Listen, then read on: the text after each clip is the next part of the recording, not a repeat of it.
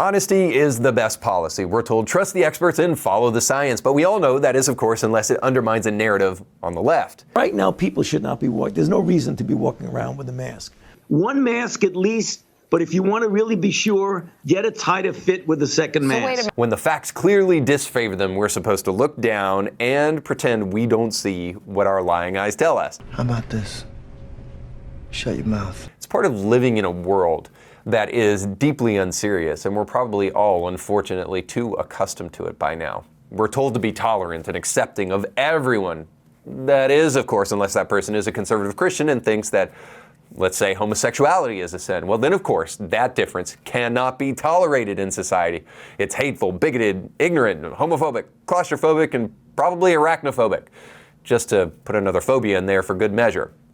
We are especially asked to quit paying attention whenever facts arise that might disfavor a black person. If we dared to acknowledge, let's say, the fact that blacks make up only 14% of the population but account for 60% of all violent crimes, or that young black men are not in danger of being killed by the police because of systemic racism as much as, and way more than, at risk of being killed by other black men. According to the DOJ, about 90% of all black murders are caused by other blacks. It's an unfortunate truth, one we all know, but we're supposed to not notice it. If there's a young man causing a scene, disobeying traffic laws, or otherwise turning a normal situation into a police incident, it's highly likely that the cause is a young black man. If there's a heinous mass looting where an elderly person was beat up or a woman stomped into the ground, the race is not hard to guess. Now, of course, this is also true on the other side. The vast majority of school shootings are perpetrated by young white men. But let's not get it twisted. The vast majority of mass shooters take place in large cities around America, like in places like Chicago, and are typically perpetrated by young black men. But if we venture to say these obvious things, we can easily be misunderstood. And most people, because of that, will refuse to say anything like this because they are deathly afraid of being called a racist. But there couldn't be anything further from the truth. If young white men had a fatherless rate equal to that of the black community, there's little doubt that young white men would also be lawbreakers in the exact same proportion as young black men. This clearly has little to do with race and much more to do with society. But who is responsible for the cataclysmic decline of the black family in society? Well, there's two answers, but really they're one and the same. Come on, give me a break, man. BLM and the narrative that was promoted in the summer of 2020 has been going on for far too long. And it's told a generation of young black men that there are no consequences to your actions. In fact, when you loot and when you rob, that's actually an act of benevolence because you're taking back what Whitey has stolen from you.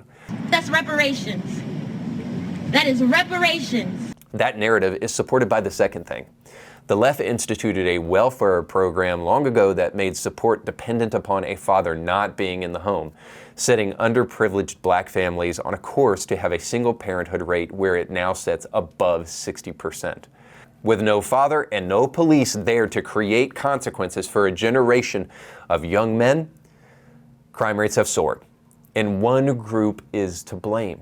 It's the group that told everyone to stay in their home during COVID unless you're rioting and looting for George Floyd. Then it's an absolute moral necessity. It's the group that made black fathers absent through their welfare policies. And it's that same group that exploits race every 4 years for electoral purposes. This group is an enemy to us all. And we need to gather around side by side and finally condemn them in what they've done to the nuclear family. And we'll talk about that more in our top stories today on Indie Thinker.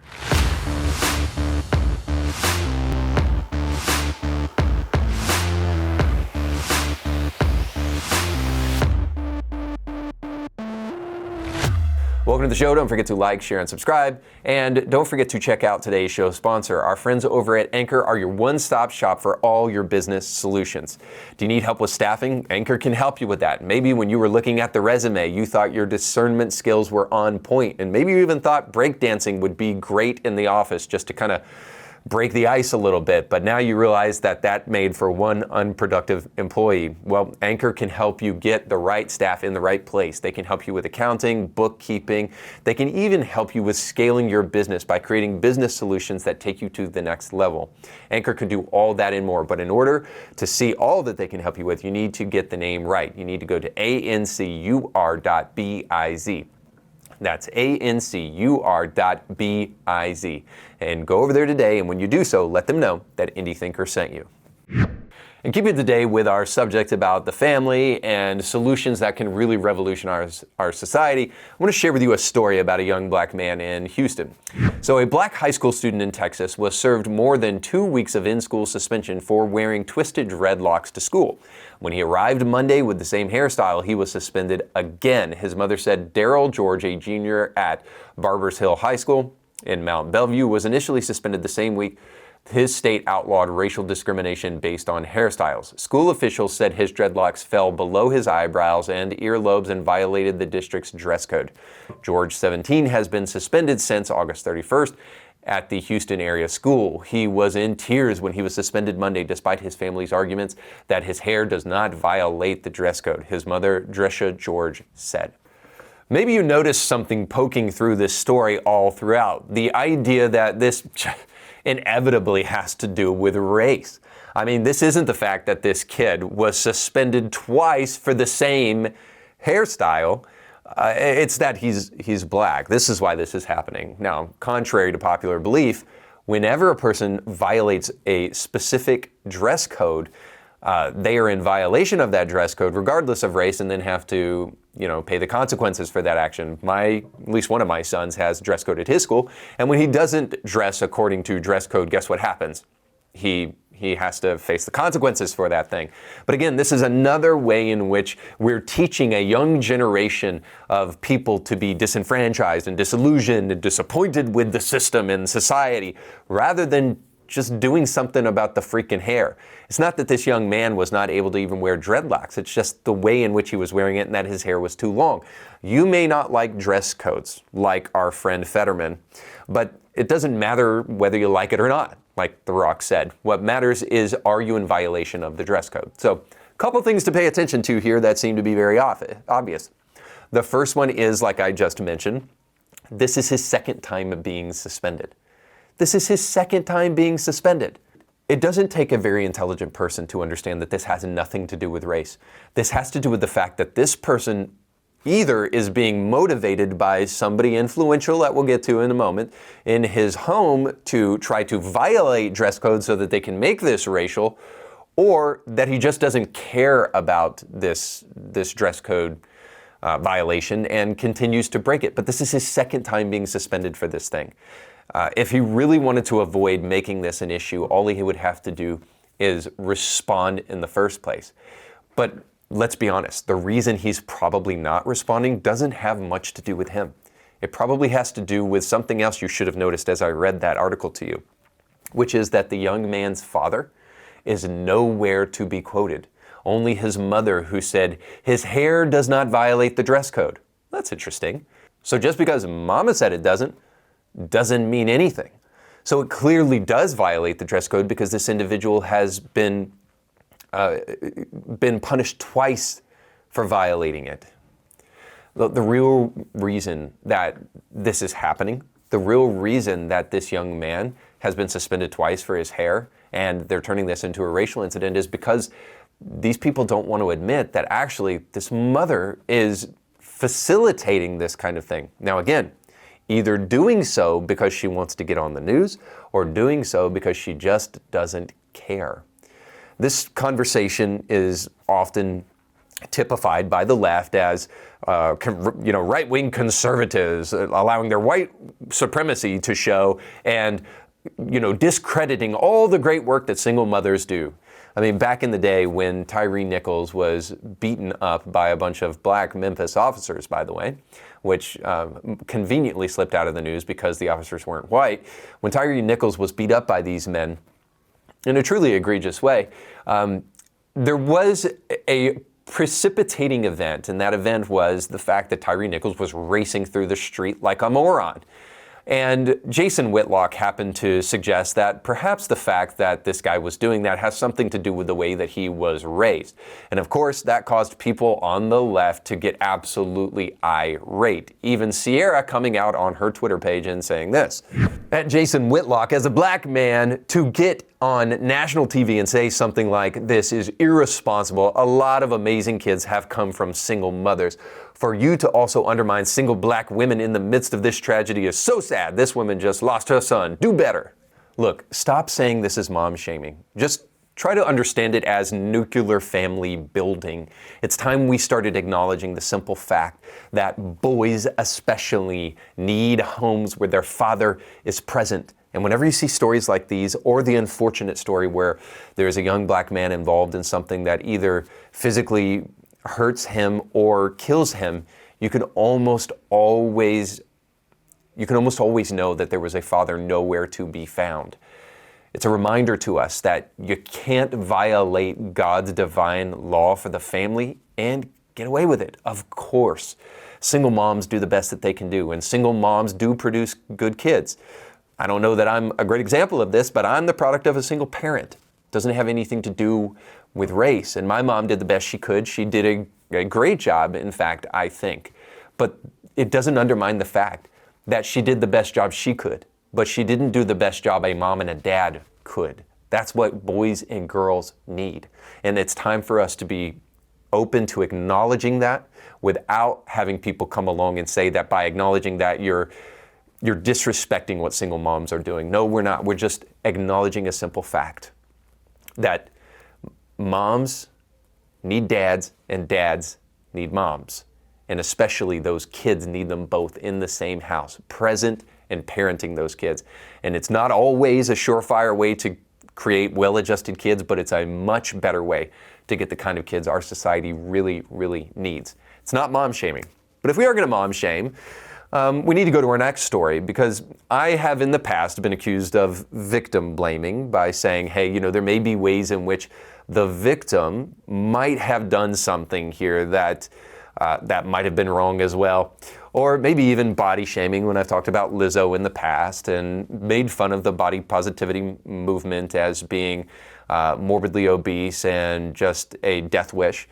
But we've also heard about mom shaming, and I haven't participated in it on the show, but I actually do have a problem with women whipping out their breasts and feeding their children in public, simply because I'm just not a big fan of public nudity. Nonetheless, I haven't talked about that kind of mom shaming, but there is a kind of mom shaming that we do need to talk about, and it's perfectly exemplified in this next story. In fact, I want to show you a video live from a recent event where Kim Kardashian is walking down the street with her little son Saint, who is 7 years old, and well, you'll see it yourself. So here's Kim Kardashian walking with her son Saint. Oh, and there it is, the bird. Just a cute little man. Then mommy just gently nudging him to the side. If you want to be a good mom. Oh, there's the bird again. And Kim has nothing to say about it whatsoever. Notice those other two children behind her, which I don't believe are hers, flipped a bird at anyone. Only her child did. So this is a real stumper here. Who is to blame for a 7-year-old child flipping off a bunch of paparazzi kind of being out there around her mother? Now, I know paparazzi are incredibly annoying, but this kid is 7 years old. So let's just kind of rehash a little bit of history here. So not so long ago, Kim Kardashian was slammed for letting her child, her daughter North, who was 9 years old at the time, post to TikTok. Kim Kardashian also is raising her kids in a single-parent home after a very public divorce from Kanye. I know, obviously, Kanye has some ridiculously crazy moments. And so I'm not even going to say anything about the divorce or whether or not it should have happened or shouldn't have happened, because I have no understanding of what took place. All I can say to you is that when you piece together the fact that Kim Kardashian lives a mostly self-absorbed life, looks for opportunities to show her butt and her breasts as often and as much as she possibly can, it's no wonder that this child has the kind of behavior that he does in public, especially when we see Kim not chastising her child. Sure, it's possible that she didn't notice it, but it's definitely something that if I as a parent saw, you better believe my kid would get a spanking right there in front of everybody. So the question remains, who is responsible for a 7-year-old flipping off a bunch of paparazzi? Now, you just think for a moment, take some time to just consider who might be the real problem here. Is Saint just a disobedient little kid, or is somebody else at fault here? So take a moment, think about it. I'll give you some time. Not too long, though. We do need an answer. Maybe this will help. Yep, there's Kim and her sisters giving the bird to everybody in the camera.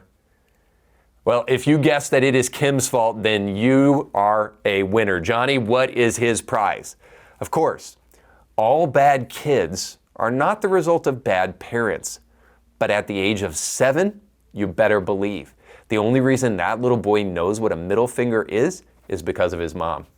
Now, it may be because of the people that his mother is, letting him hang out with, or the people she brings into his life, but guess who's still to blame? That mother.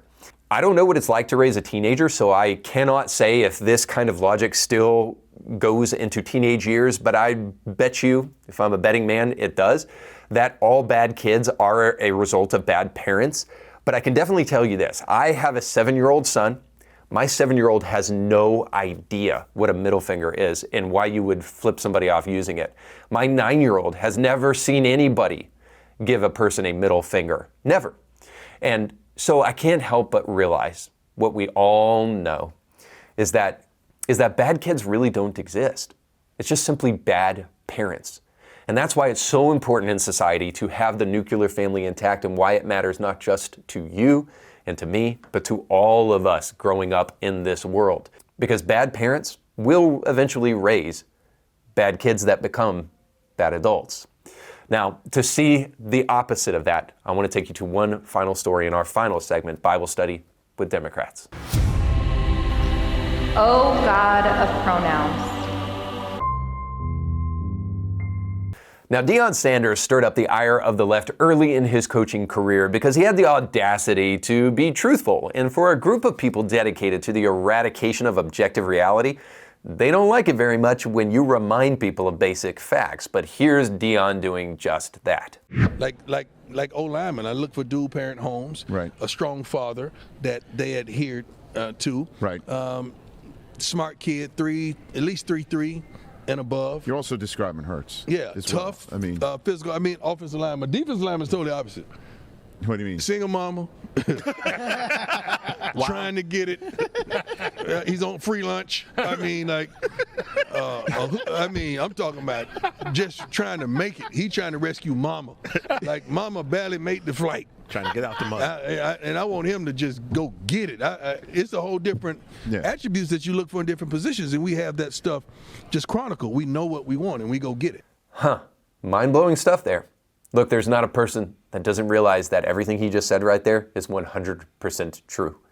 But he didn't stop there. Deion also stirred up the ire of racial grifters and others on the left by leaving Mississippi, a historically black college, and went to Colorado, where he accepted a high-paying position. Here's him having to defend, for some reason, his decision to go to Colorado. Not being about a location, but a destination. When you speak of that destination, what's that destination for you? That means my calling is consistently to kids. Just because I'm not at a HBCU or historically black institution, that does not mean I'm still not called to our kids or just kids in general. I'm not called to a certain ethnicity. I'm called to all. So my words, the way I speak, the way I go about doing what I do, the way we went about our jobs, it wasn't just black folks clapping. It wasn't just white folks clapping. It wasn't just Asian or Hispanic folks clapping. It was a multitude of people clapping because the feeling, the stimulation that you gave them. So I've never been called to a single entity. My call has always been much larger than what the eyes would ever see. That's right. He sold out on black people because he left one college football team with 99% black players to work for another team that has 90% black players. But of course, that doesn't stop the haters from coming and trying to find a way to hate this good and godly man. This past weekend, Deion Sanders experienced his first loss with the University of Colorado. And the team started 3-0, even getting ranked after a losing season. But jumping on the opportunity to bash Sanders, media outlets were quick to sound the alarm of defeat when this weekend he lost to Oregon. And of course, there were headlines that were quick to closet celebrate the fact that he lost. Here is Oregon's coach before the game saying that Deion Sanders is just playing for clicks, but we're playing for wins. The Cinderella story is over, man. right? They're fighting for clicks, we're fighting for wins. You know, I don't think that's true at all. And I'll tell you why in just a moment. But first, I want to remind you of something I've talked about on the show before, that it is only when you do something of value and when you actually take a stand that people want you dead. It's only when you do things that matter that it puts a target on your back. Because if people don't know what you stand for, then they have nothing to attack. Very often, Christians get in the habit of thinking to themselves, oh, well, I'm just so loving and so benevolent, that's why nobody's ever in a disagreement with me. Well, it could be that actually you just don't stand for anything, so people don't know what to disagree with you about. But Deion Sanders is, to be sure, a polarizing figure, and mainly because he happens to be a very outspoken Christian and a very outspoken critic about the way sometimes the black family operates in America, and he wants to do something about it. And that's put a target on his back for many, many people. He also happens to be a pretty good coach. And because he's good at something, trust me, there are insecure people out there who will go out and find a way to attack those people. The people who are actually doing something are typically always the target of those who are jealous and not doing much with their life. Now, let me be really clear. I get it. It's possible to have like martyr syndrome and to think that somebody's attacking you and really they're just attacking you for good reason. Last episode I talked about Andy Stanley and he said that in one of the clips. I'm not sure that I showed it, but in one of the clips that I was sorting through, he says, people are going to attack us for this stance and people are going to misunderstand us, but we just have to know and we have to stand up. And listen, the reason people are attacking Andy Stanley or quote unquote attacking him is simply because he's wrong. And these people are trying to hope and help that he turns in a different direction before it's too late. So yeah, people can attack you because you're dead wrong and doing bad things, but they also can attack you because you're standing up and because you have values. As long as you never stand for anything, there's no reason for anyone to attack you. So that brings us to the second point. Our culture celebrates mediocrity because it has lost a total sense of beauty. Because our culture is wildly post-Christian, we no longer know what to celebrate anymore. And so now when a person declares that they are not really the biological sex that their birth certificate says they are, somehow we're supposed to celebrate. We have a whole month dedicated to celebrating who people have sex with. I mean, who was it that made this joke? It was Dave Chappelle who made this joke about black people get 1 month in February and LGBTQ people get a whole month in the most fun month of the year in the middle of summer. So frigid cold versus summer, and what? These people get this just simply because they declared that they want to have sex with somebody different than what their biology dictates. Nonetheless, our society celebrates the kind of mediocrity that we see in the body positivity movement and in other things, and as a result of it, we no longer know what to celebrate. This brings me to the remembrance of Piss Christ. Maybe you guys are familiar with this, and if you're not, I submit it for your observation. A man stuck a crucifix with Jesus on it in a jar of piss, screwed the jar on, and then this supposed work of art was brought around different museums in the world to see this amazing and beautiful thing. Now, of course, this guy suggested that all the attention being drawn to this jar of piss with Jesus in it was actually a way of weirdly celebrating Christianity and not absolutely mocking it and defacing it. But the fact that this would even be at a museum and considered art is ridiculous. The reason something like that happens is because as we have taken away good from society, we no longer know what to celebrate as beautiful. Without Christianity, or without even a moral standard in society, with just my truth and your truth, there is no way in which we can understand beauty, because there is an objective nature to beauty. Sure, there is some subjectiveness to art, to be sure, but largely the things that are truly beautiful are a universal thing that draws all of us to it to recognize it as beautiful. That's why we instinctively know Van Gogh's Starry Night is beautiful and Playboy and nudity is not art. We distinctly know deep down in our heart there is an objective quality to beauty and to the things that should be celebrated in society. And that's why Deion Sanders isn't as quickly celebrated. Because Deion Sanders is actually doing something fundamentally good. And that's why when he lost to the Oregon coach, he didn't really lose, or at least he didn't lose in the most fundamental way. He didn't really lose because he's a winner in life, because he understands that his job as a coach is not only to win football games, but to produce men. Check out this clip where Deion says exactly that. I'm a darn winner, man. That's what I do. Not only a winner, my winning is not based on games. My winning is based on life. I want these kids to graduate, to be fine young men, to open doors, and yes ma'am and no ma'am, and yes sirs, no sirs, to be fathers, not baby daddies. Right. To be real men that shows up on time and early, that if they say they're gonna do it, they do it. I want them to raise young women with grace and class and dignity. I want them to graduate. I want them to own things. We teach so much other than just football here. It's unbelievable. That's why I always say, if you send me a boy, I'm gonna send you back a man, and I mean that 100%.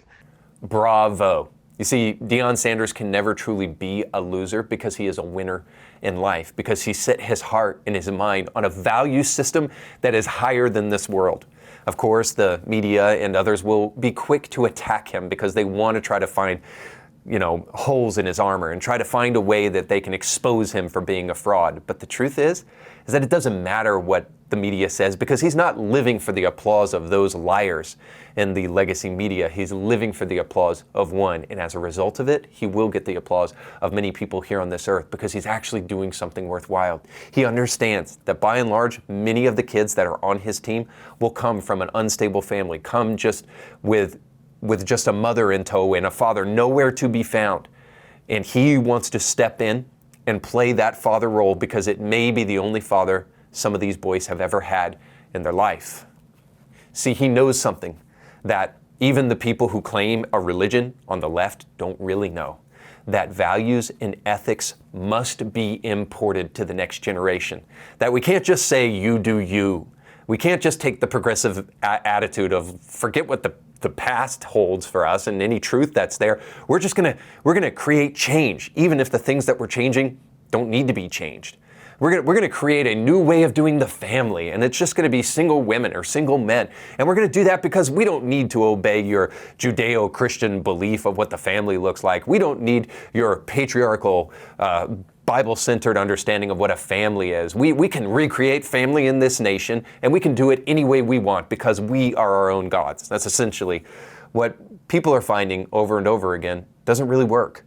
The inculcation of values to the next generation matters, and it needs to be done by men of value, and men with ethics, and men with hearts and with chests.